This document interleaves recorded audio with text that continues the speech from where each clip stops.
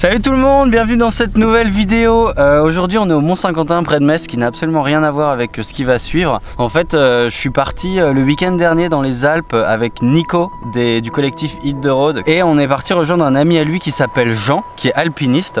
Et du coup on avait très envie de faire une cascade de glace, de grimper une cascade de glace. Et c'est ce qu'on est parti faire dimanche. Et en fait j'avais quand même ma GoPro et mon drone sur moi, donc j'ai fait quelques images. Et du coup j'avais vraiment envie de vous raconter cette histoire de dingue, parce que c'était la première fois que je faisais un truc comme ça. Donc ça a commencé dimanche matin, on est parti de Chambéry, là où habite Nico.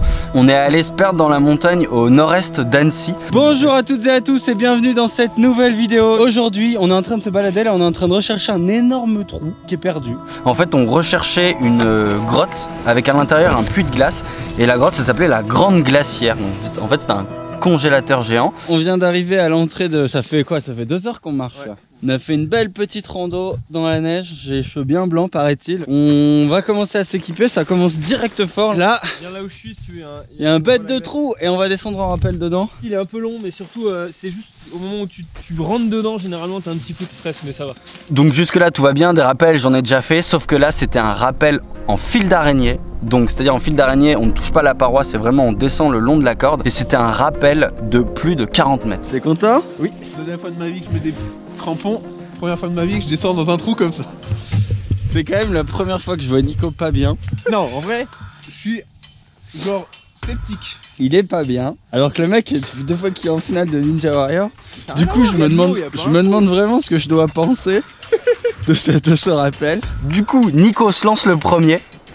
Et déjà, rien qu'à voir la tête qu'il fait quand il est au-dessus du trou, ça met tout de suite la pression. Regarde, j'ai envie de manger pas bien. Quoi? Non, vraiment?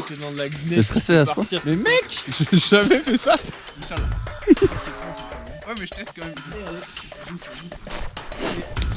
Donc ensuite, Nico arrive en bas, on l'entend, les cris de joie et tout, il est super excité, c'était hyper impressionnant, donc ça c'est trop cool. Et c'est mon tour d'y aller, je me prépare. Ensuite j'allume la GoPro et là je peux vous dire que avant de m'approcher du trou, j'en menais pas large. Ok les amis, c'est parti. Je fais pas de face cam parce que là je vous dis que j'emmène pas large. C'est que j'emmène pas large. Hop là. Ok, top. Tiens-toi à ça. Ok. Là t'es bon. Ok. Ça roule? Ouais. Bah allez hein, fais-toi plaisir. C'est un truc de malade. Là tu vas avoir un petit coup de pression. Là c'est un truc de malade. Là t'as un petit coup de pression. Là c'est un truc de malade.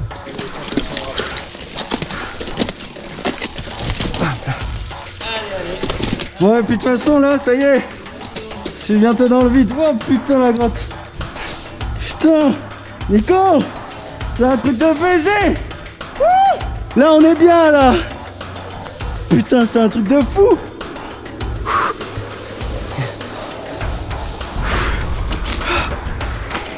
Oh la vache. J'en ai le souffle coupé mec. Allez descends. Regardez, là le rappel de malade, regardez la grotte de fou qu'il y a maintenant. J'aime bien les trucs impressionnants, mais là c'était quand même très impressionnant. Et Jean qui s'élance, il est là, il est encore tellement petit.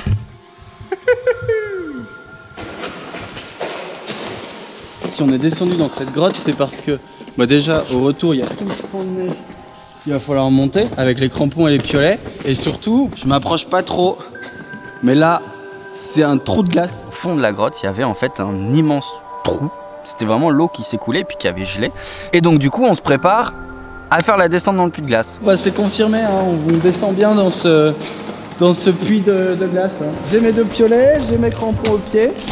Ça a de nouveau un rappel. Ah bah c'est encore un truc sympa ici. Ouais. Ouais. Oh la vache, et je peux pas, je vais les faire tomber. Allez, c'est pas grave. Ah oui, ok. Allez, vas-y, descends un peu. Oh, c'est un truc de fou. Attends, c'est pas fini. Hein. Et là, c'est magnifique. On se retrouve dans une espèce de caverne de glace. Ça résonne, il y a de l'écho, tout est recouvert de glace. On est sous terre, c'est vraiment sublime de chez sublime. Eh ben, c'est de la spéléoglaciaire. C'est officiellement un truc de fou.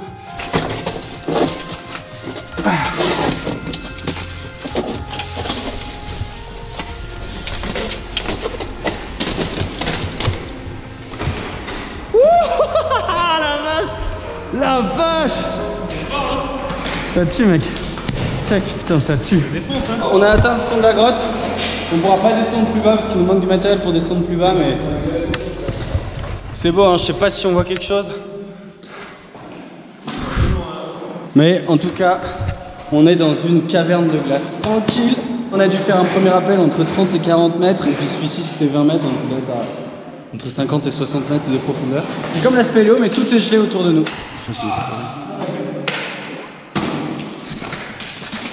Donc avec Jean, on profite un petit peu, on se balade un peu dans la caverne et au bout d'un moment, il faut remonter parce qu'après c'est au tour de Nico et Jean de descendre. En fait, Jean il nous escortait un par un au fond du puits pour nous remonter. Et donc Jean remonte le premier, je l'assure depuis en bas, comme ça lui remonte en haut et m'assure depuis en haut. Et là, c'est là que l'enfer commence.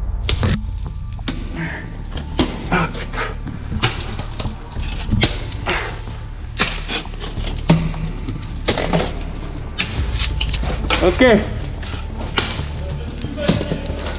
La première pente, elle est toute faible, elle est pas très verticale, donc ça va tranquille. Et ensuite j'arrive sur l'espèce de balcon en fait, et il fallait faire demi-tour et ressortir par le haut comme ça. Je fais une première tentative, déjà je me trompe de chemin, je pars à droite au lieu d'aller à gauche.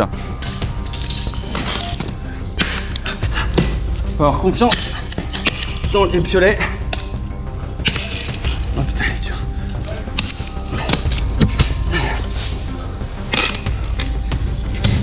Tu vois où je suis, hein?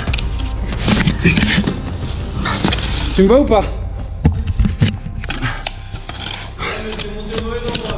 Est-ce que tu veux que je redescende? Ok. Jean me dit fais demi-tour et en faisant demi-tour en fait j'essaye de faire un changement de pied, sauf que un changement de pied ça se fait en escalade, mais quand on a les crampons, bah, les crampons ils viennent se griffer les uns avec les autres et on se retrouve complètement bloqué des pieds.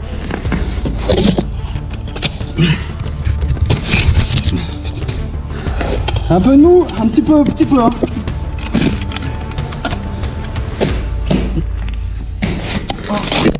Tombe. Hop. Voilà, c'est bon. Je suis en dessous. Je vais pouvoir remonter tranquille.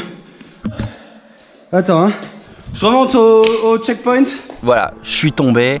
J'ai dévalé. C'est pas très dangereux, mais je vous avoue que sur le moment, c'est pas agréable. On se dit, bon, c'est une première chute et il faut recommencer. Donc je recommence.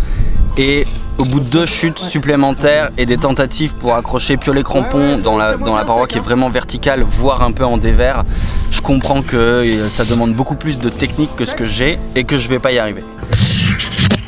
Bon les amis, c'est chaud là, je suis un peu en galère en fait. Vous voyez ça, tout ce pan là, c'est ça qu'il fallait remonter. Piolet crampon, autant vous dire que je vais pas y arriver tout de suite. Donc là Jean est en train de me descendre un petit bloc, je vais me fabriquer une pédale parce que une pédale c'est pour remonter sur la corde avec les pieds parce que je vais pas réussir sinon. C'est assez ouf hein, mais là c'est vraiment trop technique pour moi, j'ai pas le niveau encore. Dans ces moments là il faut surtout pas paniquer, pas se dire qu'on est tout seul 30 mètres sous terre dans la glace et qu'on n'a pas la force de remonter. Faut rester calme sinon les muscles tétanisent encore plus. Donc on reste tout calme. Une fois que j'ai le petit bloc, je m'allonge, je vais pouvoir me faire une pédale, je vais monter détente. Je commençais un petit peu à avoir froid et je me disais il faut pas rester là trop longtemps sinon le moral va vite faiblir. Jean me descend le bloqueur, on installe la pédale sur la corde. Je veux bien sec la bleue. Les amis, c'est ce qui s'appelle le saut dans le vide. Allez, oh putain. Alors sec bleu. Et les amis, je vous jure, ça m'a pris je pense un bon quart d'heure, 20 minutes pour grimper les 6-7 mètres qui restaient. Et j'ai donné tout ce que j'avais dans les bras.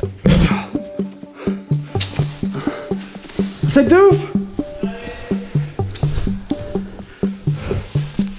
Sec de ouf. Vas-y, sec. Yes, yes, allez, continue. Oh, c'est un plaisir de vous voir les mecs. Là c'est fini, là t'es fini. Ça, mère, la...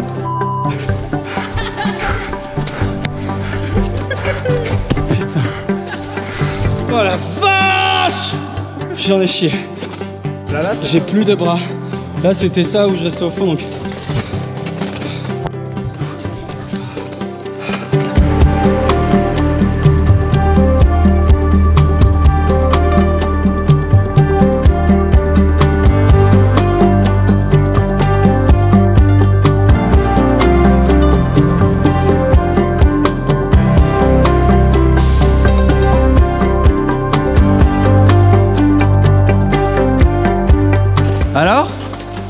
suis mort.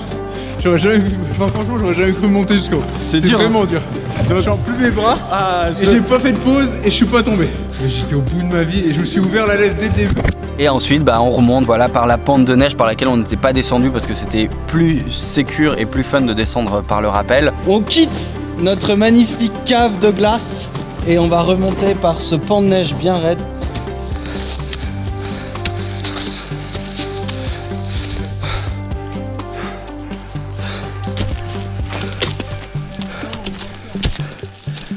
C'est raide hein.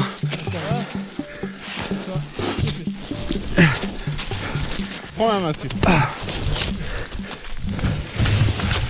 Oh boum. C'est ouf. C'était ma première expérience et j'avais trop envie de la partager avec vous parce que c'était pour moi une aventure de fou et j'étais trop content de l'avoir fait. Voilà les amis, on arrive à la fin de cette vidéo. J'espère que ça vous aura plu. En fait j'avais pas prévu de faire de vidéo, c'est pour ça qu'il y avait que des rushs GoPro et je me suis dit c'est con, autant le partager. Voilà, c'est pour ça que je fais ce format où je raconte un petit peu la journée et puis je mets des images d'insert. Je pense que c'est ce qu'il y a de mieux à faire. N'hésitez pas à vous abonner à la chaîne pour plus de contenu aventure. Vous pouvez aussi me retrouver sur la chaîne de Mamie Twink puisqu'on a les explorations nocturnes ensemble et puis toutes les autres vidéos. Je vous remercie d'avoir regardé cette vidéo. On arrive bientôt aux 100 000 abonnés. C'est un truc de malade. Je suis trop content. Et je vous dis à très bientôt. Ciao!